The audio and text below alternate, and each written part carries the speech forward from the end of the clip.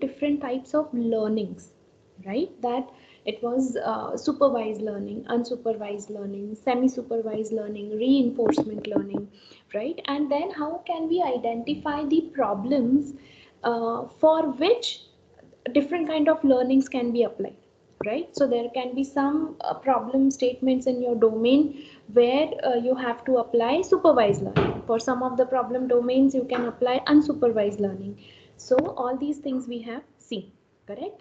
In the second lecture, which was taken by Shilpa ma'am gave you more details about deep learning, right? Because the extension of machine learning is deep learning. So you know what are the basics of deep learning, and what are the frameworks and how we can implement, correct, all those details. What are the neural networks, right? What are weights, biases, and activation functions? All these details Shilpa ma'am has taken. Okay, now we must move on to the next step, where we are going to look at now how to implement any of the available machine learning concept, right? So for example, for any of the topic that you have taken, and now you have understood that, you know, this is the problem statement, and now I have to collect the data for that, right? So that will form your data set, right? But once you collect the data set, then what we should do with that data set, right? So for that, now implementing a model will be very much important, correct? So today I'm going to give you an overview of that, how to implement this uh, ML model, right? Why? Because only theoretical concepts with are not going to help you out, correct? Ultimately you have to learn how to code and how to implement whatever you are planning to propose in your research work, right? In that research work might be there are two contributions or three contributions or five contributions, right? And AI and machine learning based analysis of the data which you have collected can be, you know, your third or fourth contribution, correct? Initially first two contributions will be mainly about your core domain. So for example, if somebody is doing research in mechanical engineering, so the first contribution can be that how will I collect the data, how will I formalize the data set. The second can be again related to completely some mechanical problem which you are trying to solve using the data set which you have connected, right? And after that, the analysis of that data and, you know, whatever method you are proposing, that can be done using AI and machine learning, right? So that way I'm telling that AI and machine learning will come at a little later stage, okay, for the people who are not from CSIT background. Okay, but for CSIT students, PhD students, AI and machine learning can come right from the second objective itself of your PhD work, correct? So many a times what is happening, this is what I have observed, is that the students complete very good Coursera courses or Udemy courses, and they read a lot, but still they are not able to understand the basic framework of any machine learning project, right? Why? Because there are too many facets to this area, and because of that reason, you know, connecting the dots becomes difficult. And when you directly take any of the professional courses, then at that point of time connecting these dots becomes very difficult, right? So that is what I'm planning to do in this course with all of you, is that I'm going to give you an overview of what machine learning is, what all basic concepts you should know, right? So that after these lecture series, when you will attend some of the courses, online courses, those online courses, it will become more easier for you to understand, right?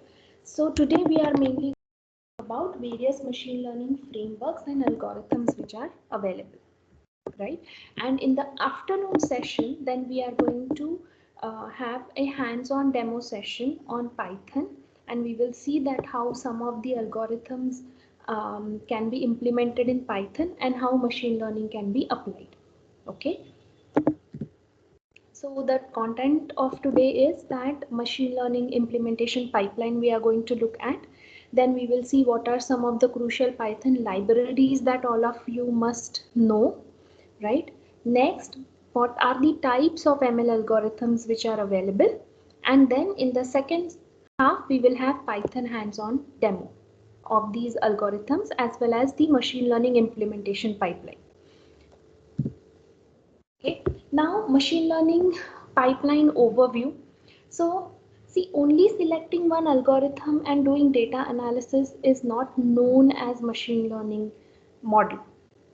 Okay, model means what? Model means right from taking the data, then cleaning that data, doing some kind of feature engineering on that data, then selecting the features, and then applying the machine learning model, and then that model will give you some kind of prediction.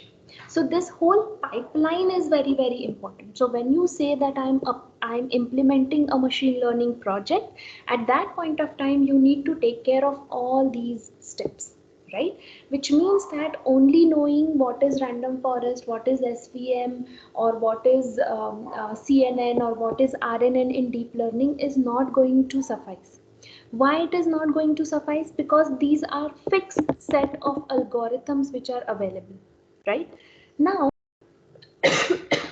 so sorry, these are fixed set of algorithms which are available. These are standard algorithms, correct? So for example, if you are planning that okay, I'm going to do an analysis of might be blood cancer detection, and I'm going to implement a machine learning model for that, right? So now blood cancer detection model, n number of people have already implemented that. So what different you will do in that, right? So that difference can get on these steps, that from where you are collecting the data, right? How are you cleaning that data? How are you preparing your data set, right? From that data, which kind of features are you selecting, and then you on to that which kind of learning model you are using. Okay, but again here the models are standard algorithms. Okay, so generally what happens in your PhD, then you can propose, you know, some of the modified versions of these algorithms and all. But in order to what I can say, in order to provide a very good improvised version of existing problem, then you also need to look at these steps. Okay, so more than these models, first of all you have to work on all these four steps, right? So this is just a statistics, but a very good statistics, that what the data scientists are spending their most time on. So it is, if you see, 60% of the time is basically spent on cleaning and organizing the data, right? Why? Because machine learning algorithms are such kind of logical programs which basically learns everything from the data that you have provided, correct? So if the data which is provided is very good, it will have a good learning. If the data provided is not good, there are number of missing values in the data, there is too much of noise in the data, or there is a biased which is introduced in the data, right? Or if there are images, then those images are very low pixel images. Then in that case, the kind of data you will give to the algorithm to learn, that kind of learning will happen, right? And once that kind of learning will happen, the same quality of output you will get, right? So first and foremost thing, that if you're planning to use AI and machine learning in your PhD project, then working on these four steps is extremely important. Currently you don't have to think at all about the algorithm or the model which you are going to use. First you have to identify that, first the problem statement, on which problem statement I am going to work. Second question is, from where will I get the data, right? What is the format of that data? Am I going to work on images? Am I going to work on text? Am I going to work on some audio samples? What? And whichever is your domain, whether it is mechanical, it is applied science, or it is computer science, your data format will maximally belong to only these four categories. Either it will be a numerical data, it will be an image, it will be an audio, or it will be a text value, right? So decide on the format of the data set. Next thing is, nowadays from the PhD candidates, it is generally expected that they should prepare their own data set. They should not take help of any of the ready-made data sets, right? So learn the process that how can I capture my own data set. Correct. So there are various options which are available. If the data set is based on images, so वो images कहाँ से आएंगी? So you have to capture those images with some very good high definition cameras, right? If it is related to medical domain, then you have to do some association with some doctor who can provide you some kind of x-rays or some kind of audio files of breathing sounds, or what is the problem statement, right? If it is related to civil engineering, again, civil engineers, they can work on images or they can also work on acoustic AI. Correct. They can also work on numerical values if they want to predict the price of the houses, or if they want to predict the timeline when a particular construction will get over. All these things, then the numerical data will come into the picture, right? So identifying the format of your data is also very much important. Next, how you will gather that data. Correct. Once you gather that data, then we can see that how we can complete that data. Why? Because for some of the instances you will get all the attributes ka data. For some of the instances you will not get all the attributes ka data. Then what is the plan B for that? Right? So all these loopholes needs to be thought first, and then you should jump on building the models. Right? Now there are n number of techniques which are available for feature engineering, which are available for feature selection as well. So in your PhD work, not only you can propose, any new model or some modification to the model, but you have lots of scope to do some kind of modification in the feature selection step or in the feature engineering step as well. And that can also be considered as a very good contribution. Okay, so each and every time just doing ensemble of models or working on the algorithms, instead of that you can consider these two steps as well to propose something new. So a new kind of feature selection method or a new kind of feature engineering logic, that is also very well appreciated. So if we see, this is the complete flow of any of the ML, what I can say, algorithm or the model which we need to implement. So first of all, what will happen? You will have a raw data collection, right? So first and foremost thing is planning the collection of your raw data. From where you will get the data? How will you capture that data, right? Once you capture that data, then the step of pre-processing will come, right? So pre-processing means what? You have to check what is the clarity of my images, or what is the clarity of the sound samples which I am taking, or in my numerical data, is there any missing data, are there any garbage values which are coming in that numerical data? So that kind of pre-processing you have to do. Correct. So it is basically dealing with these two steps, that is missing data and feature extraction.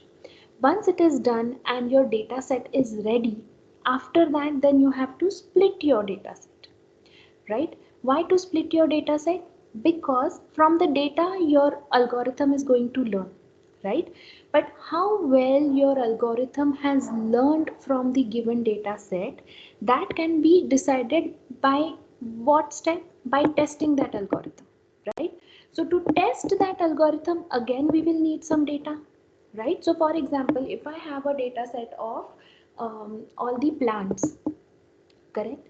So what is my goal? That my algorithm or my model must be able to identify, if I give the picture of a plant, what is the name of the plant, right? For that purpose, I need to do two steps. First of all, I must teach my model how to identify each and every plant, right? That will be done using the training data set. So the same data set gets divided into two sections. One is training data set, and after that, to test, only some portion of my this wala data set I will take, and I will again test that whether my model is able to identify the given plant picture properly or not, right? Next comes the pre-processing step again.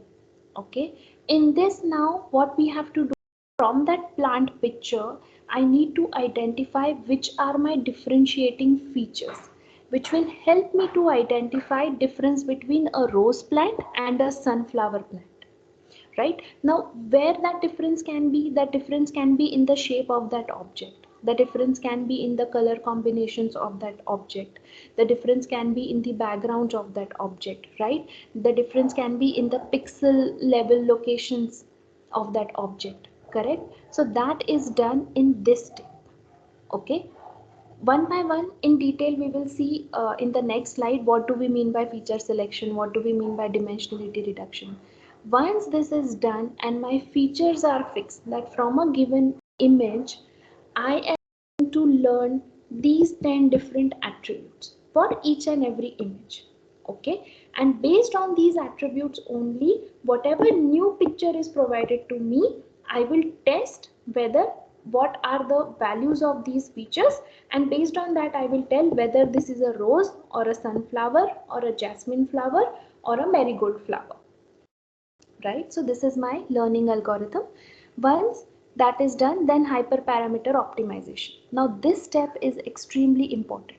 What is this step? This step is nothing but the testing phase of your model, where you will give different inputs to your model and see how the model is performing, and based on that then you can just go back and do changes in your pre-processing. So if for example the model is not properly identifying whether this is a rose or a sunflower, what do we mean by this? Which means that there is some kind of glitch in my the way I am training my model, right? Now on what basis I am training my model? I am training my model based on the features which I have selected, where I am saying that this is a rose and this is a sunflower based on the shape of their petals, right?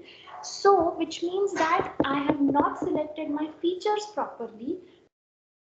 Model is not able to identify the difference between a rose and a sunflower, right? Once this is done, after that, once this kind of what I can say iterative tuning is done, then you will get your final classification or a regression model if it is a supervised learning then. Okay, which means now my model is ready, and then I will give my test data set for the final kind of testing whichever will happen, right? Once it is done, then whatever new data I will provide to my model, it will give the prediction. Everyone, are we clear with all the steps? Yes, ma'am. Yes, ma'am. Correct. So in this one diagram, this basically tells you the complete flow of how to implement an ML model. Okay, the same steps are followed to implement a very basic, the kind of example which I have taken to identify different flowers or different plants, as well as the most complex model of ML, like for example identifying a, or for example identifying the sentiments of the user from the Twitter dataset. For all of them, all problem statement, the same pipeline is followed, right? So all of you must be very clear with all these steps. Now when you are learning AI and machine learning, at that point of time also I would suggest that start learning from this step. First of all, start learning what are the pre-processing techniques, then clear your doubts about what is training data, validation data, test data. Then start working on feature engineering methods. So what do we mean by feature selection, what do we mean by how to handle the missing values and all, and then jump on to actually learning the learning algorithms, right? Only directly learning the learning algorithms will not help you to implement the ML project, right? So this is just an example that these are the images and it has been labeled, right? Once you label the images, then if it is a machine learning project, then what will happen first? The segmentation, that is the area where we need to identify the features. So which area I'm going to get a differentiating features, that I will identify. Then I will get the feature extraction done. So this segmentation step is nothing but feature selection step. What we want our model to teach, right? So I want my model to only concentrate on this area from each and every image, and then the features are extracted from it. Then the model is trained, and then the model is tested, right? In what happens in two steps of feature selection and feature extraction is completely skipped. Why? Because in deep learning we do not have to teach our model how to extract the features, that they basically do with the help of neural networks, right? And then it basically identifies that is there any issue and any problem. So these are the steps, the details of the steps which we have seen in the pipeline, that I have already explained in the pipeline. So I will go through this very quickly. So data gathering, yes, we have to see that how are we going to gather the data.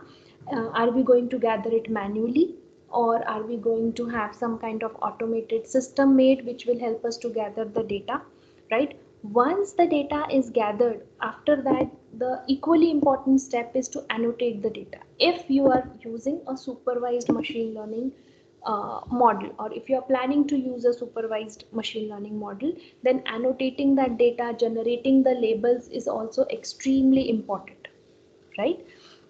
So who will annotate that data? How we will make sure that the labels which we are giving to our data are correct only, right? So all these kind of things we have to keep in mind. So guys, the first step is always the difficult step in the project, right? But once you are very through with this step of gathering the data, after that then definitely your confidence will be more boosted, and then jumping on to the next steps will become very easy, right? But this first step of data gathering will require lots of planning and then immediate execution as well. Okay, now generally what happens is when we are trying to teach the machine uh, to take certain decisions in an automated way, then in that case we have to also make sure that we are providing that kind of multidimensional data to our model, so that our model can learn each and every situation, right? So for example, if I am developing a ML model for asthma detection, right? So for asthma detection, what I need to teach my model, that how you can detect the asthma. So what is the difference between the chest x-ray, for example, or the respiratory sound of a normal patient and an asthma patient? That I need to teach. For that, I need to give samples of normal patients as well as abnormal patients. Then is the asthma very severe or is the asthma very mild? Then again I have to give samples for both of them. So while gathering the data, you have to basically consider all these scenarios, and in that way only you have to gather your data. Okay, next is the data pre-processing. So again, finding out the missing values, finding out are there any outliers in the data. So first of all, whenever your data set is getting prepared, plan for it very properly. Once the data set is ready, take 1 or 2 weeks time to analyze the data set, just to analyze the data which has been gathered. Okay, and try to prepare a complete data set, in the sense that all the values are proper, so that human intervention will definitely help you out. But if you do not learn how to understand your data set, then ahead there will be lots of problem when you will actually implement the model, right? So first of all, work on the data only. The more nice and good quality data you will give to your model, the more good quality outcomes you will receive, right? So next is feature engineering. So feature Excuse me, engineering ma'am. is, yeah. I have a doubt. Like how to label a plant? Like if you're taking a picture of a plant, is Mhm. there any software that you can do the labeling of the features? Yes, there are actually many online softwares nowadays available who can help you out in labeling the data. But see, in this, in the first step of labeling the data, you will require human expertise, right? Okay. So at least looking at that plant picture, you have to name it whether it is rose or whether it is sunflower or whether it is marigold, right? But if you take some real life examples, like for example, now from cough samples, I want to detect whether a person has COVID-19 or not. Okay. Okay, then in that case, then the from the chest x-rays or from the coughing sound of that patient, doctor himself only can tell us. that whether there is a possibility that this person is positive or this person is negative or not, right? So there are online, the tools are available which will help you just to annotate, but to understand whether this label is correct for this image or not, this you have to take help of some kind of expert. Okay. Yeah. Okay, ma'am. Yeah, yeah. So next is the feature engineering. Now feature engineering, I would say, that is a bigger term for data pre-processing, where they say that not only you have to find out all the missing values, but at the same time you can also simplify your data depending upon what is the end goal of using this data set, right? So in this, if you see this example, so for example, in my data set there is this line. Now if we already know that if this line is not proper, right? So what we can do is, using feature engineering, now telling to your model that to understand this kind of line, it is better that the model can understand the numerical value from the given data set. Why? Because numerical values, they are very easily, and they have some them. So training your model on some numeric values is always easier, right? So what we have done now, for example, if I want to identify the spam emails, okay, for that I am looking at each and every email. So what basically I want to find out, I want to find out that the number of words that have been changed like this, or what is the language of the email, or the number of emojis that has been used in the email. So instead of giving this to my model, what will I give? That there are two such words whose meaning we are not understanding in this sentence. The language is zero, which means English, right? And there are three emojis which are used, right? So from this statement I have deduced my own logic, and now this I will give it to my model to understand that. And from that, now the model can understand that, okay, there are too many words which has been modified, and there are different set of emojis which are used. So most probably this is an spam email. Okay, so this kind of learning we have to teach to our model, right? Which means जो main logic है आपका, वो logic आपने कहाँ apply करना चाहिए? वो जो लॉजिक है वो आपने ये वाला जो फीचर इंजीनियरिंग वाला जो सेक्शन है वहाँ अप्लाई करना चाहिए. जितना इफेक्टिवली आप डेटा बनाओगे, जितना लॉजिकल डेटा बनाओगे, उतना effectively your model will learn, right? So it's the same thing. So basically feature engineering is more of an art. It is more of the kind of individual logic that you can apply to make your data more and more logical, and then feed it to your model. Okay, so there are various methods which we can use for feature engineering, right? So now first is detect the outlier, which means that you have a data set 10,000 lines or 10,000 rows. Okay, so instead of feeding those complete 10,000 to your model, first of all have a look at that data set and find out that which kind of data you want to feed to your model, and which kind of data is something which might lead your model to learn a wrong direction. Then that is known as outlier data. Correct? So in this, if you see, the first table basically tells me about the square feet of a property and the total price of that property. Okay, if I give only these two things to my model, what will happen? My model will not basically have lots of clarity about how to uh, you know predict the price of some property. So what I did, I added one more column to my data set and calculated the price per square feet. Okay, once I calculated this, after that, then from based on the domain knowledge of the people who are working in real estate, they said that for any of the 4 BHK, for example, price per square feet must be greater than 3500, right? But I have one such data in which price per square feet is 500. So do I need to give this data to my model? No. Why? Because my target is that I want to identify the prices of only some of the luxury properties, right? Then in that case, for me, this data is an outlier. which means that it is not needed, my model do not need to learn this, and I can remove all such kind of outliers.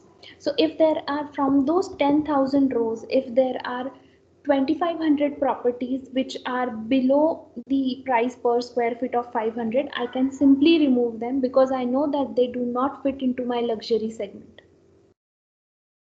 Right? In this way, once you gather your data set, you need to identify the values. Now, if there is any numerical value, you want to train your model only on positive values, but there are some kind of -0, -1, -2 values as well, then you can simply remove them as an outlier. Okay, so depending upon the problem statement which you are working on, you can decide what your model should learn and what your model should not learn. Whatever you want your model should not learn, you have to simply remove that from your data set. Okay, next is handling the missing values. So for example, in my data set now, there are some of the missing values. There are various ways in which we can fill those missing values. Either we can take the average of existing values and we can fill it with those average values. We can take mean, we can calculate the median. So there are multiple methods which are available, but missing values must be filled. There should be no empty columns which must be there in your data set and which must be given to the model.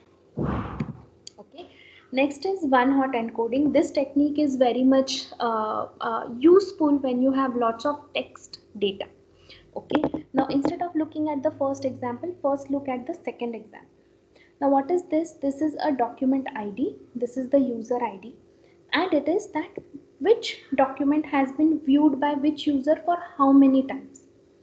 Okay, now when I am, for example, that which is the document you know use point of time, it would not matter for me कि वो एक बार view हुआ है कि वो 10 बार view हुआ है.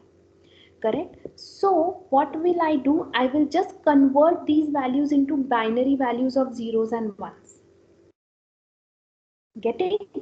Similarly here in the first table, if you see, there are again text values. Okay. Now if I want to only concentrate on the town for which I am doing some kind of prediction, if that town is present, you can put the value 1 here instead of putting this text value. If that town is the second, then you can put it 1 here, and rest all values you can just do 0, which means that you can actually convert your text data set into numerical binary data set of zeros and ones, because that is most easiest for your model to learn from, right? So for example, now we can say that COVID is present or COVID is not present. Again, based on the data set, in the end we can do that prediction 0 or 1. So if these are the features, COVID present is equal to 1, or if these are the features, COVID present is equal to 0, right? So these kind of what I can say, lots of permutation and combinations you can do in your data set itself, and then you can see how your model is learning from it, right? So if you see your machine learning model, in one go you will never have a perfect machine learning project implemented, right? You The perfect or a very good accuracy machine learning model is something which is result of lots of to and fro, lots of trial and error.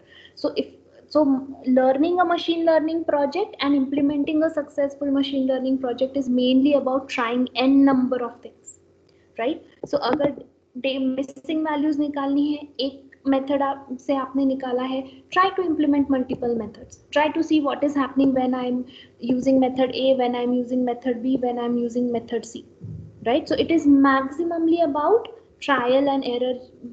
Keep using different methods and see which um, combination is giving you the best accuracy in the end. Now next is dimensionality reduction. So why dimensionality reduction is needed? Okay. Now what happens, to gather the data, we run some kind of experiment, right? So for example, in physics, we are doing some kind of experiment, right? And for that, we are clicking some images. Okay. Now when we are clicking some images, we realize that, okay, overall I have clicked 10,000 images. right? But many of the times you will also see that out of those 10,000 images, 2,000 images are exactly similar images, because as we were clicking every second, so what has happened, too many same images has also been clicked, correct?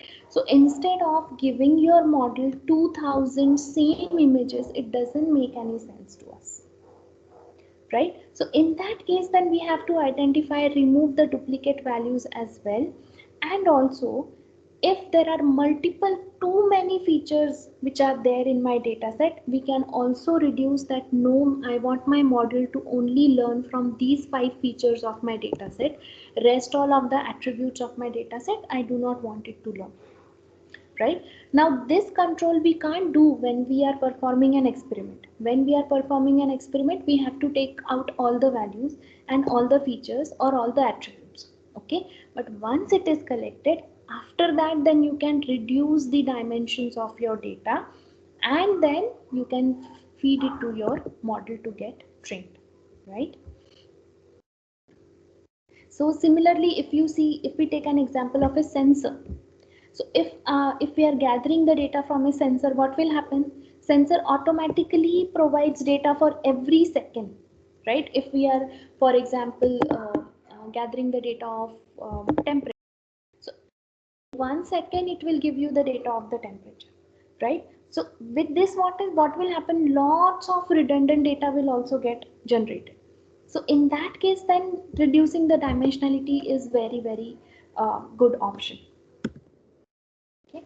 Which means that basically to downsize your data,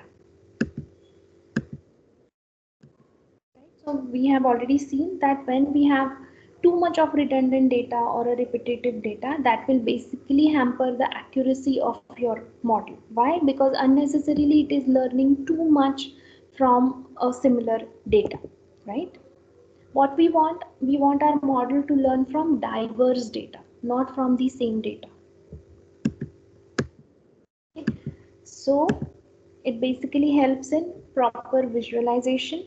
It helps in data compression. Why? Because when we say about the size of the data set, then again to store that much of data, we will require lots of storage, as well as we will require lots of time to uh, the model to learn from that much of 10,000 rows, right? As well as extract the features from those 10,000 rows, and then give the prediction as well, right? And then is the noise removal.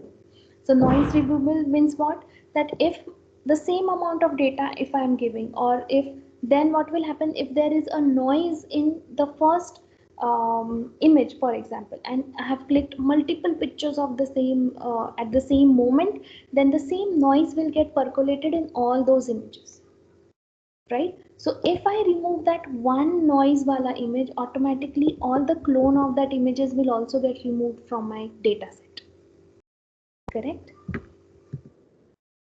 So applications of dimensionality, in which cases we should generally apply downsizing of the data set, is in all these kind of various applications where huge amount of data generally gets generated. So something which is related to customers, or for example something I'm doing with the Facebook users. So amount of data which I have on Facebook is too much, or any kind of medical data set if I'm using, again there will be huge amount of images into that, right? Face recognition or handwriting recognition, intrusion detection system, image retrieval. So wherever you have huge amount of data, you also need to see that whether that data is making some sense to my model or not. Simply taking 20,000 images and giving it to your model will not make any sense. Instead of those 20,000, you can train your model on 10,000 but good diverse data set. That can also be done. Now what happens, there are many data sets which are available on various websites as well, right? And if I tell you that okay, you can implement one ML project for practice, right? You download any of the existing data set. So once you download that data set, you ideally you should not directly start training your model. What you should do, you should first download it, you should first completely analyze the data set, understand the data set yourself. Why? Because when you will understand the data set yourself, then whatever outcome your model is also giving, you can cross verify it with your own human intervention and see whether the model is giving a proper outcome based on the data set or not, right? So this is again just an example of document classification.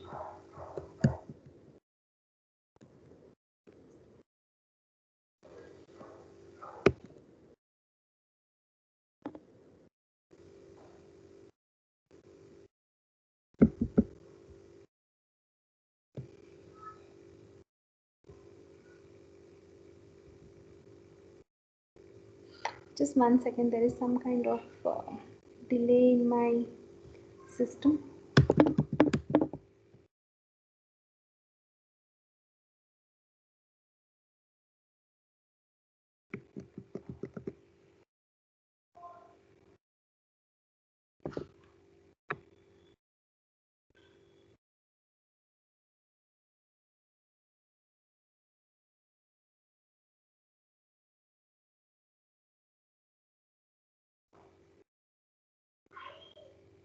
Yeah. So now, for example, if I want to classify all the unlabeled documents into a certain category, that whether this document belongs to technical document, or is it a normal document, or is it something which is related to some kind of blogs or anything. But how you will identify it, right? Because there are n number of features of each and every document, correct? So for that you need to decide that okay, for each and every document I will consider these 4 to 5 terms. Based on that I will identify whether this is a sports document, it is a jobs document, it is a travel document or not, right? Here also we have to do lots of dimensionality reduction. Why? Because for example, if I am giving this space for the train, right? So do I want my model to learn everything from the face? No, what I can do is I can tell it to identify only certain features, that see how the eyes are, see what is the shape of the nose, see what is the shape of the chin. And in this way, and then I can tell my model that evaluate each and every image based on these 4 factors only. Okay, so this is known as dimensionality reduction. So two main techniques which all of you must know for dimensionality reduction is feature selection and feature extraction. Okay, so there are 3 steps while you prepare your data set. सबसे पहले data set gather करना है. After that you have to perform 3 steps. First is feature engineering. Feature engineering में क्या करोगे? Outlier detect करोगे, missing values निकालोगे, and also you can see if you can simplify your data by replacing text values with some kind of logical numerical values. Once that is done, after that the next 2 steps can be either feature selection or feature extraction. These are or. Okay, now what do we mean by feature selection? Feature selection means what? If my data is getting described with the help of 10 features. For example, if you want to identify whether this person is a student or whether this person is a teacher, right? Now for both of them I'm capturing 15 different attributes, that what is the name of the person, what is the location of the person, what is the schedule of the person, right? All these things, what is the qualification of that person, what is the date of birth of that person, all in 15 features I am using. What is the eye color of that person, what is the hair color of that person, all these things, right? But what is my end target? I just want to identify whether this person is a student or a teacher. To identify this, will I need eye color? Will I need the hair color? Right? Will I need the location of the person? What will I need? I might need the hair color, right? Or I might need the date of birth of the person, because based on that I can identify, okay, if the person is less than 20 years, then generally he cannot be a professor, he will be a student, right? I can identify the what I can say, the qualification of the person. So if the person has qualification, which means there is a chance that he is a teacher and he is not a student, right? So from those 15 features I can identify 6 to 7 features which will help me to tell my model that you have to analyze only these features, right? So instead of overburdening my AI algorithm with lots and lots of feature data, what will I do? I will reduce it and I will only give the meaningful information to my model, and my model will learn from that, so that accuracy ahead of predicting whether a person is student or a teacher will be better. Am I making sense, guys? Everyone is understanding, right? Yes, ma'am. Correct? Yes, ma'am. Yes, ma'am. Okay, good. So this is known as feature selection, where we say that we are not going to consider all the features, we are going to consider only selected features. Okay, now second type is feature extraction. Okay, what your feature extraction tells? Feature extraction tells that if there are 10 features which you have identified or 15 features which you have identified, so based on those 15 features, prepare some optimized features or propose some new features based on these features, and then we will extract only those features. Okay, now how we have to do that? I will give you one example for that. So basically what it does, now feature reduction refers to the mapping of original high dimensional data onto a lower dimensional spaces. Now if you have seen, generally when we use image analysis and when we apply AI algorithm on image analysis, do we directly apply it on the colored images? No, right? What we do, we convert that color image into grayscale, and then we give these grayscale images to our AI model to learn. So what is this? This is nothing but a feature extraction. Why? Because we say that color as such will not play any role in identifying that particular object shape, right? So basically what we do, we downsize that image, and then with less number of colors we give that model, so that model can identify the actual features of that image, right? So what we do, we convert that high dimensional data into lower dimensional space. Yes, in some of the cases colors will also matter. Then in that case, we can't convert it into grayscale and then give it, right? So this is the difference between both of them. Okay, feature reduction means feature extraction itself, that all the original features are used. Feature extraction may none of the feature is left behind, whereas in feature selection only a subset of the original features are selected. In feature extraction only the original images are transformed into lower set of or lower resolution of images, but all the images are considered. Okay, again, so this is the difference between both of them. In feature selection, now if this is my complete set, I will identify only some of the selected features and this will be my feature set. Whereas in feature extraction, what I do, from whatever input I have received, I will take all the features, but I will try to use an optimized versions of each and every feature, and then I will do the classification. Or what will I do, I will combine two features together, and via that I will propose one new feature, and then I will say that okay, this is my feature via which I will identify.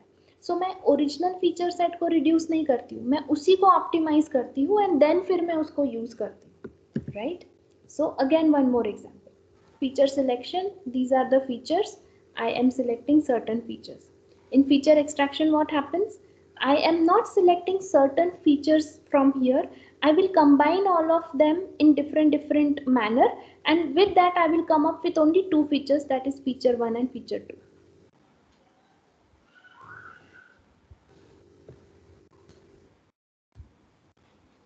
Okay. Now next is so what till now what we have seen? We have seen all the first four steps of your implementation pipeline. How to gather the data, how to do the feature engineering, and then how to apply the dimensionality reduction on my data set. Now it is assumed that after all the cleaning and twisting and filling my data set is ready. Now I can select which kind of learning I want to apply and in which way I want my model to learn, right? For this, we have seen four types. That is, my model can learn in a supervised way, in an unsupervised way, in a semi-supervised way, or in a reinforcement learning kind of environment. Okay, so these are nothing but just the algorithm options which are available under supervised and unsupervised and reinforcement. These we will see again ahead in the slides. Now if all of you want some break in between, do let me know, otherwise then I will keep on continuing. Okay, now making predictions. Again, to make the predictions, your model is basically divided into two modules or two sub modules. Okay, so first you have to train your model and then it will become ready to predict the uh, outcome. Correct. So for training your model, what you have to give, you have to either give the samples. If labels are available, then very very good. From the samples the feature extraction would be done, right? And only the features, based on the features the model will get trained along with the labels. Okay, once your trained classifier or model is ready, after that in the prediction phase what will happen, I will only give the input. That is, for example, input that is a picture of a flower might be. Then my model will extract the features. It will compare the features of this new image with the features which we have captured here, and then my trained classifier will give out the label as an output, that whether this is a rose or a marigold or whatever it is. So this is basically a supervised way of learning where labels I am giving as input as well and labels I am expecting as a output as well. Okay. The only difference in unsupervised, what will happen? These labels will not be present. But ultimately the outcome will be a label only in supervised as well as in unsupervised both. Okay. So whatever step we have seen, this is just an example of actually how the machine works. So this was my input data, right? So this I have gathered. So this is my data gathering step. Okay. Next is my pre-processing step. What I have done now, since this is an image, so missing values will not be there, but outlier detection can be there, or noise reduction can be there, or I can also, create more clarified images by high dimensional, by reducing other noise, right? Next is feature extraction or feature selection. So what features do I want to select? Now here I want to identify the emotion of the person in the picture. So to identify the images, will I need rest all of the details, that how is the hair of the person or what is the color of the background? No, I will not need it. I will just need the combination of eyes, nose and lips mainly. Not even for the nose I will need anything, eyes and lips, correct? And how my the shape of my eyebrows, right? Then after that extracting the features, so मैंने क्या extract किया? Eyes, the shape of the eyebrows and my shape of the lips, and based on that then I can predict whether I am happy or sad or angry or anxious or what. Making sense? So जितने भी steps हमने देखे, all the steps are covered in one example.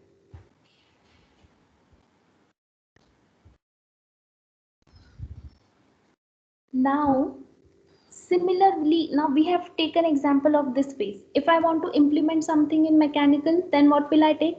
Instead of this, I might take an image of some kind of machine, right? And I can identify whether that machine has some kind of anomaly or not, right? For civil engineering, I can take image of some kind of roads where I can identify whether that road has some cracks or not, or some kind of pipeline, I can identify whether that pipeline has some kind of leakage or not, right? So logic will remain same for all the branches, right? आपका क्या change होने वाला है? आपका input change होगा सिर्फ, and जो गोल है आइडेंटिफाई करने का, that will change. Okay. Now some of the key concepts that all of you must know when you you know want to implement an ML model. That what do we mean by a model? What do we mean by training? What do we mean by test set? What do we mean by target value? What do we mean by features? Right? So these are very very basic, but it is expected that all of you must understand this. Why? Because when you will uh, um, you know present your work at that point of time also, the examiners will ask you these kind of questions, that what kind of model have you used, or what was your test set, or you know how the training was done or what was the feature set, right? So these are some standard terms, so I have included it here, correct? So model means there is a difference between a model and an algorithm, right? Algorithm means the actual learning algorithm which you are using. That is any type of your supervised, unsupervised, or semi-supervised algorithm which you are using to learn from the data set which you have given, right? So algorithm can be SVM algorithm or CNN or RNN, naive Bayes. These are the examples of your algorithm. But what do we mean by model? Model means the complete pipeline which we have studied just now. That is known as a model. So when someone says that you have to implement the ML model, which means that you have to start from step 1 till the prediction, then you can say that yes, I have implemented one complete ML project, right? Algorithm is one part of your model, right? Now training means training is basically a process via which you tell your algorithm what to learn from the data which you have currently fed in your model, right? Training set means the data set, and from the data set a certain portion of that data set. So it generally the thumb rule is that 70% of your data set must be the training set and 30% it must be the testing set, right? Or 80 or 20 is also fine. Okay, now features are extremely important. Why? Because features basically governs what your algorithm is going to learn from the data, right? And that's why feature engineering or feature selection or feature extraction is one of the most important steps in implementing any of the machine learning model, right? So identifying the points which you want your model to learn are basically the features. So features are nothing but the variable values or the attribute values of your data set. Okay, and algorithm do not understand your data set. Algorithm will understand the feature values, right? And that is the reason why you should be very careful while identifying the features or identifying the attributes which are there in your data set, and उन attributes की value क्या है and in what way you are representing that value. वो value of pixel के form में represent कर रहे हो, वो value of न्यूमेरिक फॉर्म में रिप्रेजेंट कर रहे हो, या सेंसर का कोई डेटा रिप्रेजेंट कर रहे हो, या कोई एनएलपी का टेक्स्ट रिप्रेजेंट कर रहे हो, what is important, right? Test set is again only certain subset of your data set which you will use in the end to test the performance of your model, right? And now target is nothing but the dependent variable which is nothing but the outcome of your model, right? So input आप क्या दोगे? Features will be given as input to the model, and target is nothing but the outcome of your model, right? So features basically is an independent variable, whereas target is a dependent variable. Why dependent variable?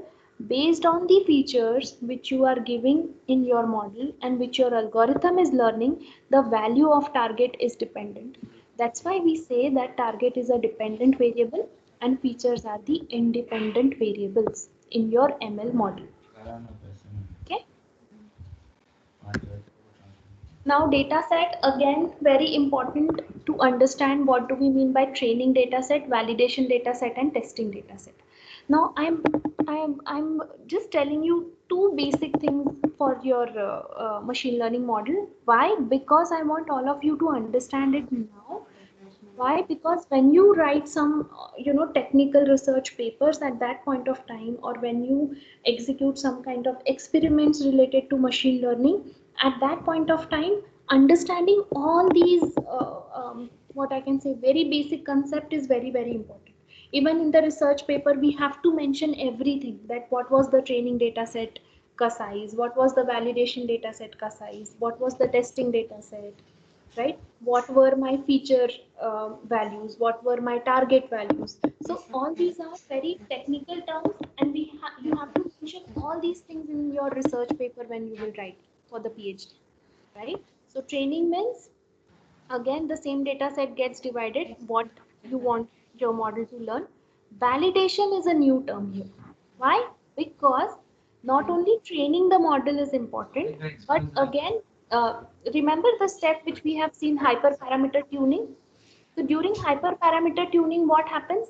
A certain set of data set, we again keep it to us, and the model gets tested on that first, so that we can tune all the parameters of the model. And once that is done, then the final testing data set is used to evaluate the performance of the model, right?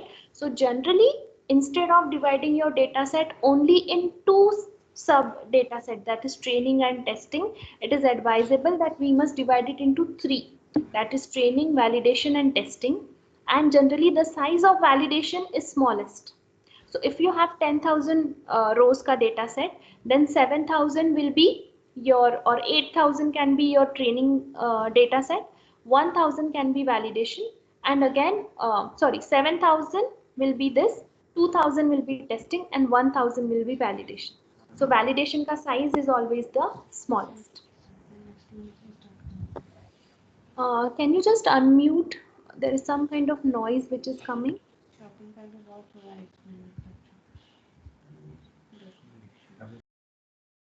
Okay. Next, very important concept of machine learning is to understand what do we mean by overfitting and underfitting. So is there anyone who knows this concept of overfitting and underfitting? Can somebody explain? What do we mean by overfitting a model, or what do we mean by underfitting a model?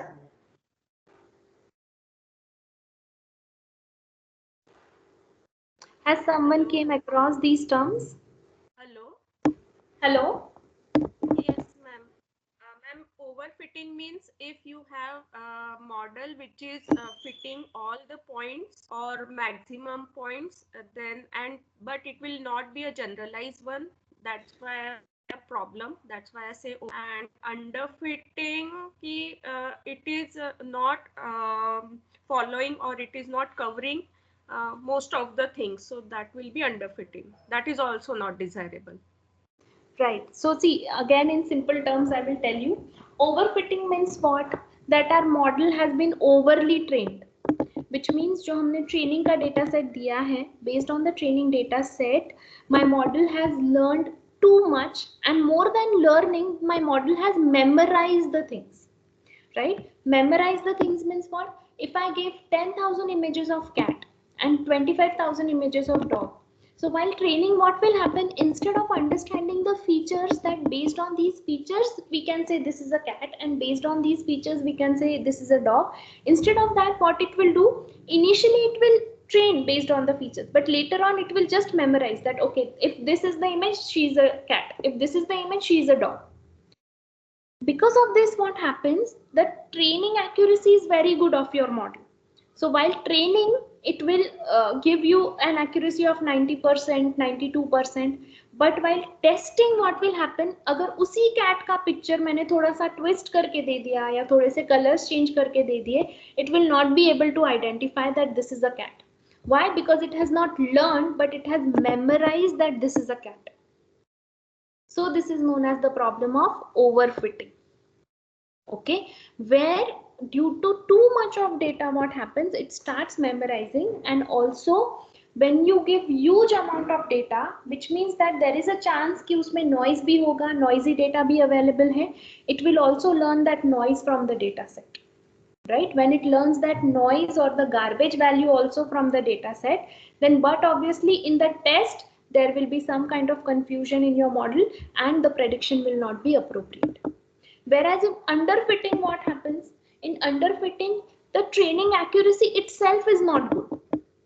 Which means जितने data पे आपने train करना चाहिए था आपके model को, उतना training आपने नहीं किया है. So which means what? Like the same example, that whether a patient has asthma or not, right? So if you give only 10 to 15 samples to your model to learn from the chest x-rays, it will not learn from all different directions, right? So due to which, what will happen? During training itself, it will not be able to properly identify whether a patient has asthma or not, right?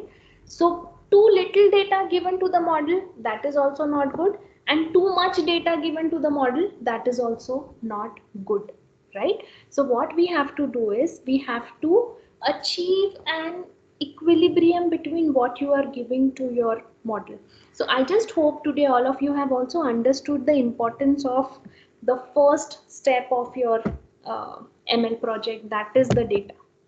So Abhi, whenever you will plan your PhD work also, at that point of time, not only attention must be given to the algorithm logic, but first the attention must be given to what are you going to feed to your machine learning model.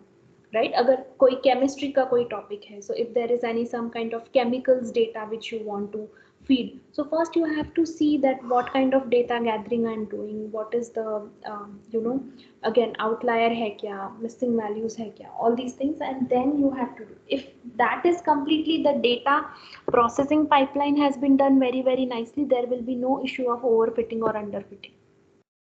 Okay. Yes, miss.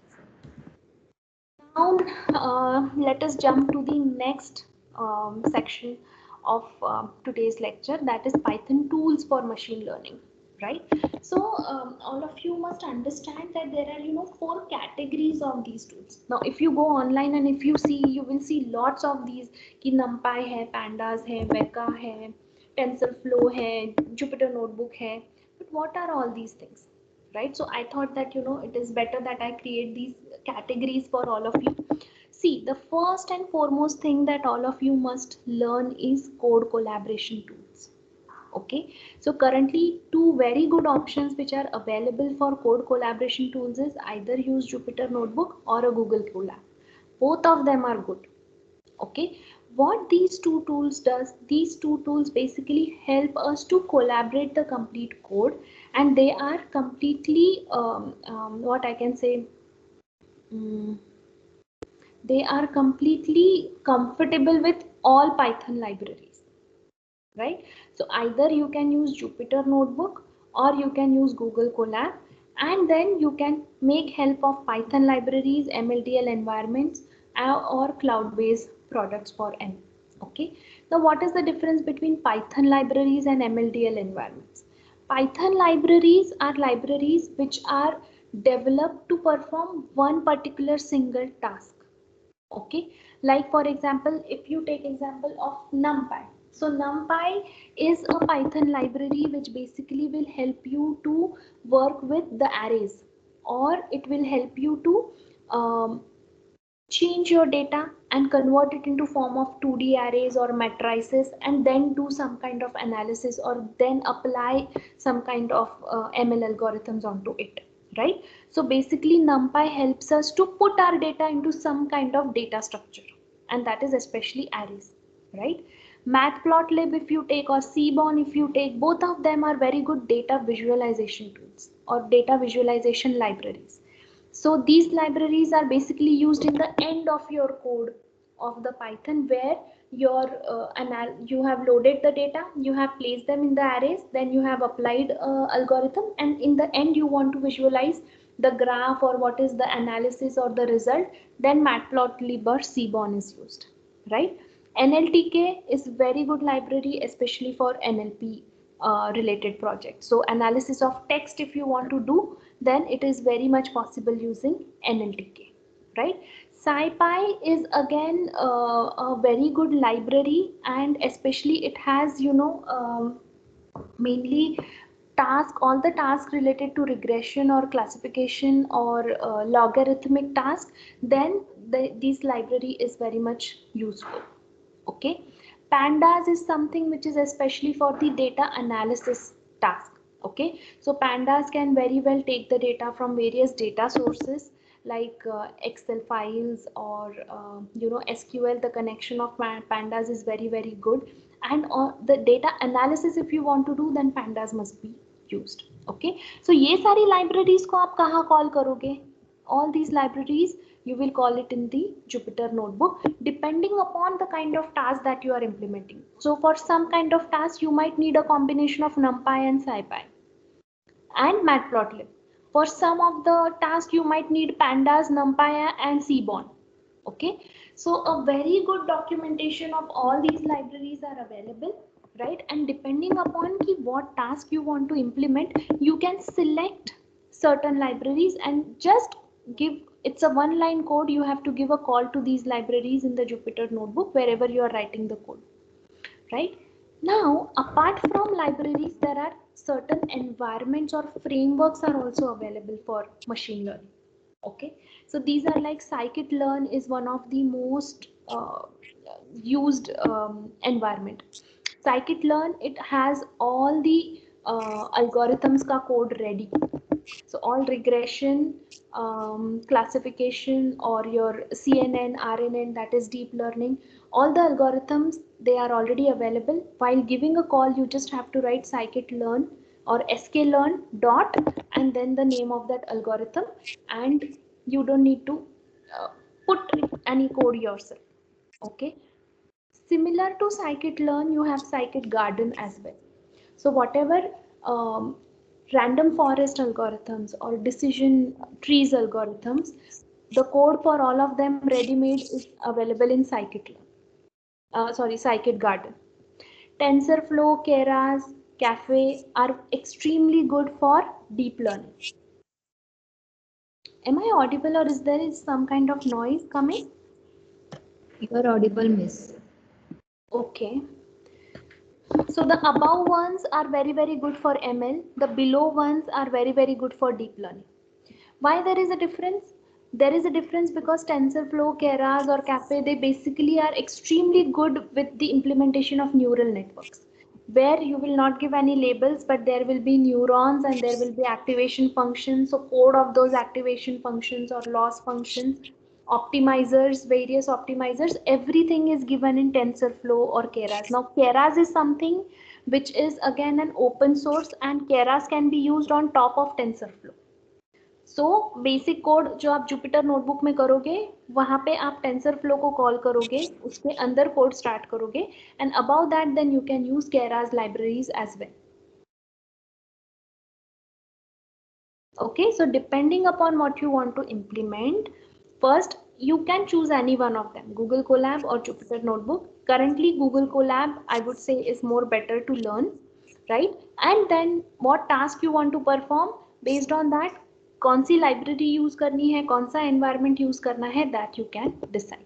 Okay, and next last level to this is the cloud products for machine learning. So these are very good. They have integration with Jupyter Notebook, very well, Python libraries as well as environment as well, and nothing you have to do your own machine. Everything, it will be a cloud environment, and in that they provide you a complete machine learning pipeline.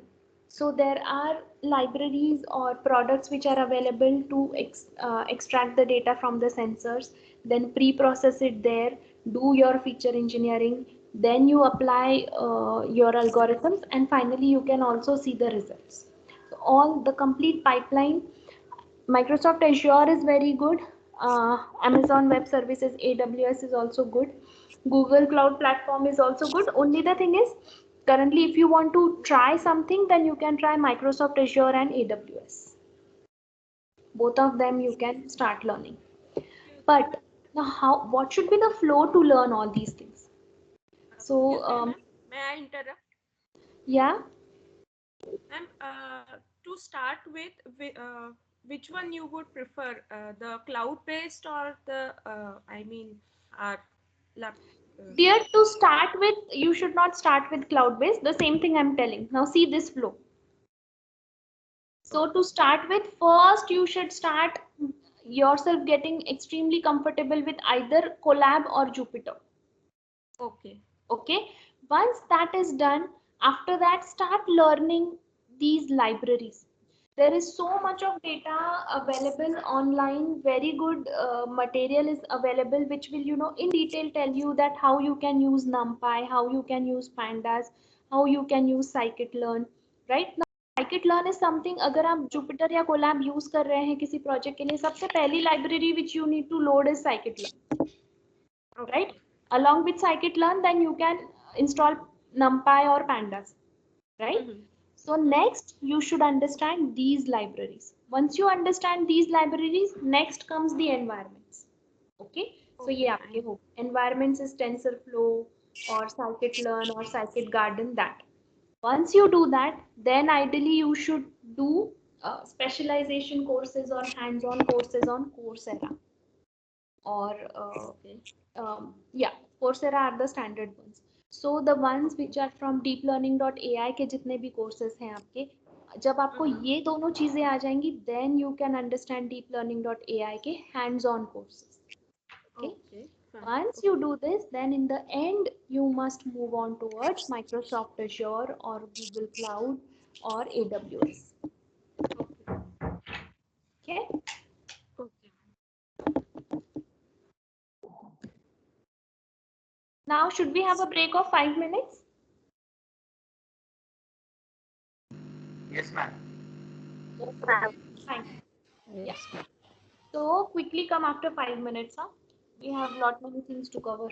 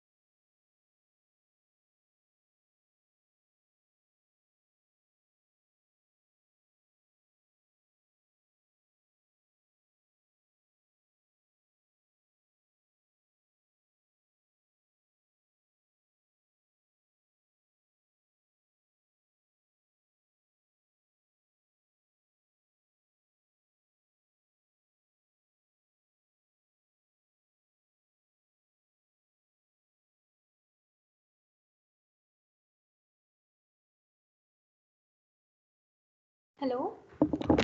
Yeah, so let us start back. Yes, ma'am. I'll just share my screen. Okay.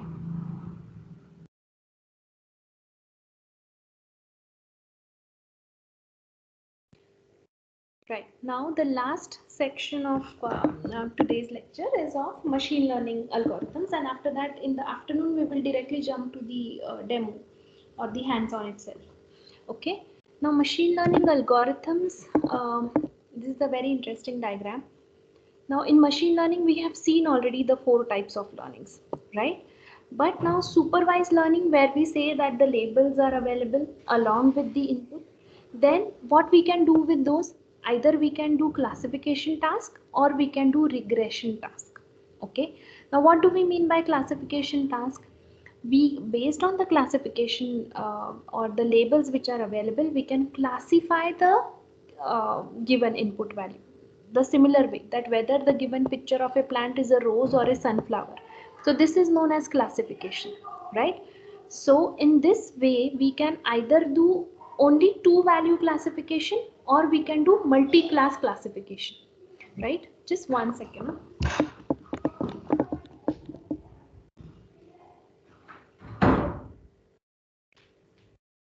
Yeah. So we can do a single category classification, that is either the input image will belong to category A or category B, or we can do multi-class classification where we can say that the given input can belong to category A or B or C or D, right? Now where this is useful, this is extremely useful for image classification, the way we have seen whether it is a dog or a cat or a duck, right?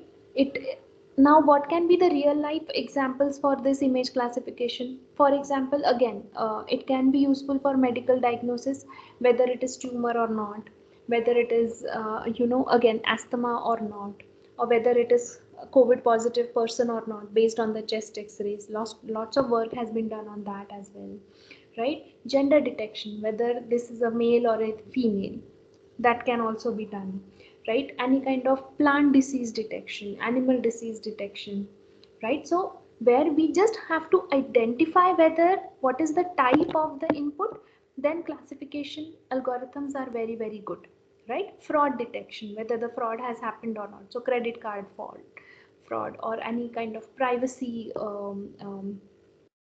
theft detection, that can be done. Then for mechanical background, we can see whether the wearing and tearing of the machines, that we can see, right? For civil engineering, we can see again the cracks in the walls, or for example the overall quality of the infrastructure, or the quality of the soil, so whether the soil is good or whether the soil is not good, that we can see. Okay. Now next type is the regression. Now regression means what? That where we don't want to identify whether an input belongs to category A or category B, but we want to predict the next value in the given series. Okay. So where is the application for these kind of algorithms? It is weather forecasting, that what will be the weather for tomorrow. How will I identify or how will I predict the weather for tomorrow? Based on the previous historical data, I can identify that okay, if this is this day of the month, if this is this month of the year, if this is the temperature of today, then most probably tomorrow the temperature would be this. Okay. So any unknown value which we predict based on the previous pattern, then it is known as regression. Okay. And there are algorithms for regression. Okay. But both of them will come under supervised. Why? Because both of them require some kind of background knowledge along with the labels, so they come under supervised learning, right? So market forecasting, or expected expectancy of humans as well as of machines as well. So lots of regression algorithms can be used either in medical domain, or they can also be used for mechanical domain to find out the RUL of machines, correct? Now, opposite to your supervised learning is your unsupervised learning, where the labels are not available and everything is based on how we are extracting the features and how the model is learning from those features on its own. Correct? In that case, the most popular algorithm type is clustering. Okay, now clustering algorithms are such kind of algorithms where what they do is based on whatever data I have given. Now if I have given all plants ka data, what it will do, it will not identify whether this is rose or whether this is sunflower. What it will do, it will extract the features and it will cluster all the similar images together. So it will see that okay, the feature of image 1 is matching with feature of image 4, so both of them will belong to one cluster, right? So instead of classifying it that rose is different from sunflower, what it does, it tries to group the similar images and then put it into one cluster and label it that okay, this is rose, this is sunflower, this is marigold. And after that, then what happens, whenever I give some kind of new input, it tries to match it to a cluster feature instead of to a particular image feature, right? And then it adds it to that particular cluster. Okay, so again, where are the usage of this? So for example, again, if I want to find out the COVID-19 zones in Pune itself, if I want to find out that where is the infection more and which zones must be under lockdown, so that can be done using clustering, right? Next is generative networks. Now, generative networks and dimension reduction are two of the advanced algorithms which comes under supervised learning. Generative networks are generally used when you do not have much of the data available and labels bhi nahi hai. So what it does, it takes the existing image and from that image it builds the next of the images on its own. So for example, if you have only 10 images of the chest x-ray for asthma detection, and if you use GANs, that is generative adversarial networks, then in that case it will study all the features of those 10 images and on its own, with the help of generator and discriminator, it will generate a clone of these images on its own. So GANs have too much of what I can say, applicability in the problem statement where data set is an issue. जहाँ पे आपको data set बहुत सारा available नहीं है, वहाँ पे आप डेफिनेटली गैन्स को यूज़ कर सकते हैं. GANs is also known as one of the very good data augmentation technique. So when we have less amount of data in our data set, then we have to use various data augmentation technique to increase the size of the data set, and GANs is one of them, right? GANs is very good even for mechanical. Okay, and next is dimension reduction. So dimension reduction, it's also known as association algorithms. So all of you have would be well versed with the a priori algorithms, right? Association rule mining. So it is similar to that. Like for example, if I go to Big Basket and if I'm buying something, so even my AI algorithm can predict that which all products I can buy together based on my previous shopping history, right? So what it does, it basically creates an association that if I'm buying milk, I will also buy butter because I have also bought it before and other customers have also done such kind of purchases, right? So it creates association between the variables, right? Next is semi-supervised learning, especially used for OCR, that is text classification or lane finding. So automated car vehicles, semi-supervised learning is mainly used, especially also in the problem statement where some labels are available and rest of the data is completely unlabeled. मतलब पूरा unlabeled भी नहीं है, पूरा labeled भी data नहीं है, थोड़े से labelings आपके पास available है, then semi supervised learning is very good in that case, right? And reinforcement learning is especially useful when you have to implement any real life um, immediately responsive systems, right? So for example, again, driverless cars हो गए, yeah, your traffic signals हो गए. So anything which requires very quick response is something, then reinforcement learning is very good, and especially that's why in the field of robotics also reinforcement learning is coming in a big way.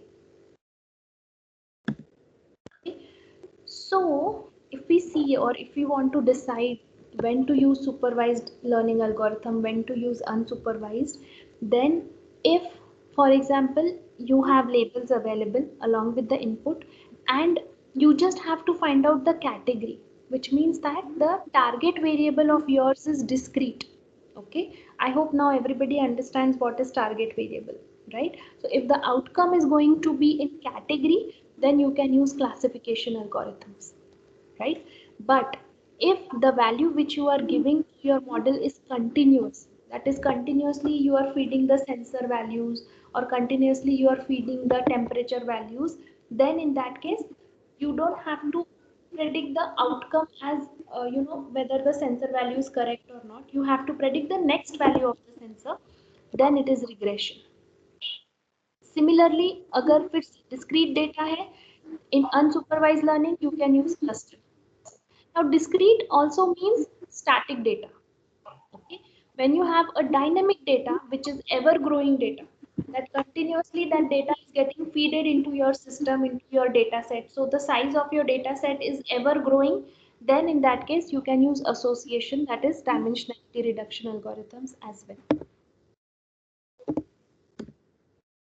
So this is nothing but a difference between classification, regression and clustering. So classification means what? Classification means, now first you can see the below given. Just to classify it into category. Spam hai email or not spam email. Okay, whether it is a cat or a dog. Whether it is a human or an animal or a plant in this. So fixed hai category. Then it is classification, right? Regression, there are no categories at all, but you have to just see, what will be the next values. And clustering, again, based on the existing input data set, you have to prepare clusters of similar items, that is clustering. Only the thing is, clustering is used in unsupervised manner, whereas classification, regression are types of supervised learning algorithms. Okay. Now these are some of the examples of algorithms which are available under these four categories. That is regression. There are main algorithm under regression is linear regression that we used. For classification, we have n number of options available under algorithms. We can use decision trees, SVM, naive Bayes, logistic regression, right? K nearest neighbors, for unsupervised learning cluster के लिए mainly there is k-means clustering or hierarchical clustering. Here in classification you also have algorithms related to neural networks but supervised algorithms, and rest all neural network algorithms are covered under your deep learning like CNN, RNN, ANN, LSTMs, all of them. And in association, in dimension reduction, it is PCA, that is principal component analysis, otherwise LDA. So in association, mainly these two are the standard algorithms which you can use, right? But how will you reach till these algorithms? You will reach till this algorithm when you will understand your data, first thing. Second thing, you will also understand what kind of output do you want from this ML model, right? Based on that, then you can decide कि मुझे supervised learning करना है, unsupervised learning करना है, right? Once you decide supervised learning, then you can decide whether I want to do some kind of classification work or I want to do some kind of pattern prediction work, right? If you want to do classification work, then you will jump onto these algorithms and you have to see the logic of these algorithms, right? But again, lots of very good sources are available where you can actually understand the working of these algorithms, and whatever libraries that we have seen or ML environments we have seen, like in scikit-learn, when you will import scikit-learn, all the code for all these algorithms are already available. You just have to give a call to these algorithms. You don't have to from scratch write the code of these algorithms, right? But then what is the important thing? Important thing is to understand कि मुझे SVM लगाना है, कि मुझे decision trees लगाने हैं, कि मुझे naive Bayes लगाना है, right? For this purpose, you have to understand the working of these algorithms as well as the pros and cons of using these algorithms. Okay. So this is just a very good flow to decide, or which can help you to decide what we have to use at what uh, problem statement, right? For example, if I'm starting, I have less than 50 samples in my data set, right? If it is less than 50 samples, I need to get more data. Okay. If it is more than 50 samples, then what I want to do from these samples? Do I want to predict a category from these samples, like whether it is a cat or a dog, right? If yes, then is the data available in my data set is a labeled data? If it is yes, then you will go towards classification. Okay. Now in classification, again you will check that what is my sample size, right? Now based on my sample size, if my sample size is less than 100 samples, 100k samples, then I must move toward SVM. Why? Because SVM is an algorithm which basically works well with even little bit less amount of data, right? Otherwise, if it is more than 100k samples, then you will go towards the again SVM, but not linear SVM. We will use a different kernel based SVM, right? After that, above, if it is a text data, then naive Bayes. Why? Because naive Bayes is an algorithm which is basically used when you have huge amount of data. So especially for larger data sets, naive Bayes is definitely better than SVM. So if the data is more, then naive Bayes can be used, right? Similarly, agar I don't want to predict a category, I want to predict the quantity, which is the next value in my prediction. Then instead of classification, I will go for regression. Okay. Again, in regression, I will see what is my sample size, and based on that, I can decide whether I want to use linear regression or elastic net or ridge regression, what, right? Similarly, if I don't want to do both of them and label data is not available, then I will go to clustering. Okay, and then in clustering I can decide whether I want to use k-means or any other algorithm. I hope all of you are understanding the logic, right? Here I am not explaining you कि k-means क्या होता है और svm क्या होता है या naive Bayes क्या होता है, because those algorithms are, I can say that they are not too difficult to understand the logic, but we must also understand that on what basis we have to select the algorithms. That is what is more important, right? And such kind of cheat sheets are available, and they are really very helpful if you are at the beginning phase of trying to learn machine learning and trying to understand the difference between various algorithms, all these things, right? Similarly, this is also a very very good sheet which is available. Like for example, what I want to do now, do I want to extract the information from the text, which means natural language processing. So text analytics I want to do, right? So what I have to do, I have to extract the data, I have to convert them into tokens, right? I have to pre-process the data, and then I have to use word embeddings, right? I want to predict the values, go for regression, right? I want to discover some structure and I don't have any labels available, go for clustering, right? I want to find out some unusualness in my pattern, right? Then go for anomaly detection. So anomaly detection can be done for machines, anomaly detection can be done for human body, right? Anomaly detection can be done for fraud detection as well. So anomaly detection is applicable to n number of different things, right? Again, if I want to predict between several categories, so multi-class classification. 2e categories, 2-class simple classification, right? And classify images, you have lots of image classification uh, options also available, right? So understanding this at a bigger picture is extremely important. Okay, so I think that we will stop here because it is almost 1:15. There are some slides which are remaining. I will cover it at 2:15 and then we will start the demo. Yeah, so all of you can take a break now and then we will come back at 2:50. Okay? Okay. ma'am. Okay, Thank you. ma'am. Yeah. Or would you all of you would like to wait for 5-10 minutes and I can finish this much? Or after break? After break. After break? Okay. ठीक है.